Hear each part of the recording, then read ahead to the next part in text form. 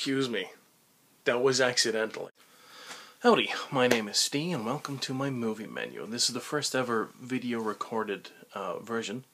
So to mark the very specialness of it all, I'm going to be talking about Mission Impossible 4 Ghost Protocol.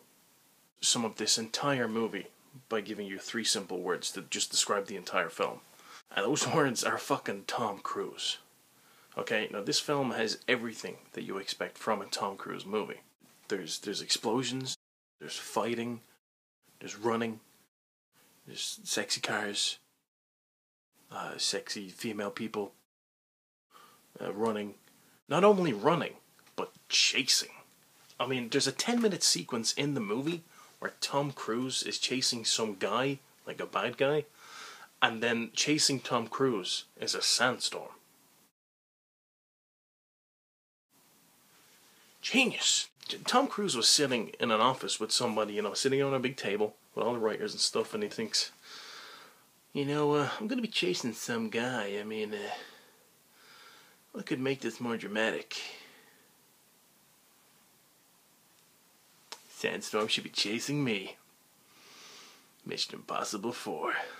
Fucking Tom Cruise. This movie was meant to be seen on the biggest screen possible.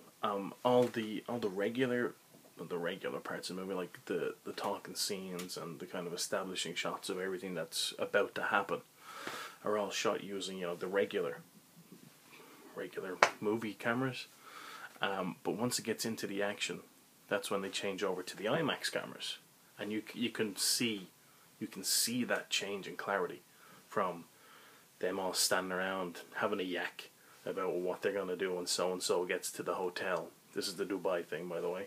There may be some spoilers, but I don't really care. And then suddenly Tom Cruise is at a window just kind of going, hey, look at that. And then suddenly it's an IMAX and it just looks beautiful. Clearly notice it. And just as the camera pans over Tom's shoulder to look out and down, he's like, you go ahead, Tom. You're on your own, man. Just you go. I'll stay back here. You take care of this. You see all of the Dubai landscape in the background, and you just know this shit's gonna get real. So, sure enough, doesn't Tom jump out the window? Now, I went to see this movie with a bunch of friends of mine, okay? And I'm pretty sure that by the end of it, they were kind of pissed off with me constantly saying, fucking Tom Cruise, every time there was an awesome stunt. But then they may have heard me sighing when there was a CG effect, quote unquote. Because one thing about Tom Cruise movies is the stunts are always fantastic because he does most of them himself, nearly all of them himself, and it just, you gotta love it. Once you know that it's actually him running down the side of the world's tallest building on a rope.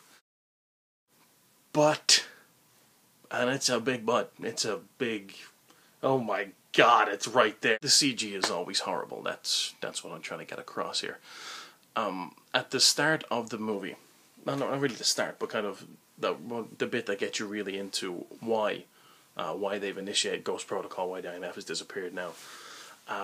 The Kremlin blows up, and you see Tom Cruise running, oddly enough, running away from the Kremlin as it explodes, and it's just really, it's really cartoony looking. It's not good at all. You can really tell that they couldn't have even built a miniature or something to make the explosion look a little bit better, but it just crumbles, and then there's a big cloud of dust coming up behind Tom Cruise, and oh my god, wow, that's so awesome, yeah, but it looks really, really cartoony. Now, the characters in this movie are not as one-dimensional as you'd expect from an action movie. The rapport, especially between Simon Pegg and Tom Cruise in this movie, is really good. Like, the first 15-minute sequence is there's like no communication between the two of them, but it's still hilarious watching them interact with each other. Tom through cameras, and then Simon Pegg by yelling at a screen.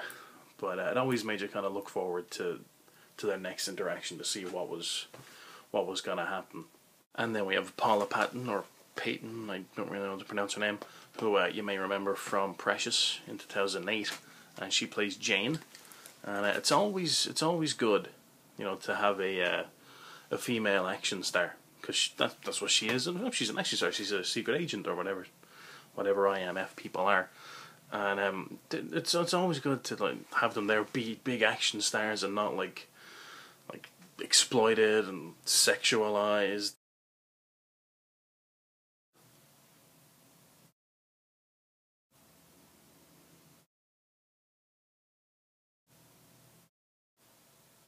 Never mind. Now, Jeremy Renner's character isn't introduced until about maybe 45 minutes to an hour into the film, which is strange because he doesn't get introduced until Ghost Protocol is initiated, which I suppose is a kind of a link to him then taking over the reins of the Mission Impossible franchise, which I suppose is a good little tie-in there. But still, he's first introduced. This is the best part. First introduced as an analyst, right? It's just like, oh, hey, look, hi, this is my analyst, Jeremy. He's an analyst. Oh, no, wait, he's a super agent. All in all, I give this movie a solid 8.5 out of 10. It ends leaving it kind of open for a sequel, which is good because Jeremy Renner's going to take over the reins now. Hopefully Tom Cruise will stick around as the producer, because this new direction, it's kind of harkening back to the old series. Because even the intro, actually, I never even mentioned that the intro is it's kind of like the intro to a TV show, in that it does its own little thing with the fuse going through everything, and it's also got clips of the movie to come within that kind of title sequence. So which is, I thought was fantastic. So hopefully it's leaving it open now for more, and I look forward to it, I gotta say. And so ends my first ever visual movie menu. Thank you for joining me. Bye now.